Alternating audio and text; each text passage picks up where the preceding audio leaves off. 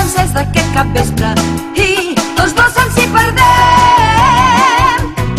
Que és estrany, tu i jo som tan diferents, però sempre que et miro i estàs somrient, últimament em sembla que al davant hi tinc un mirall. No pensis que estic trist, no estic pas capficat. En lloc de dir-te gràcies et saludo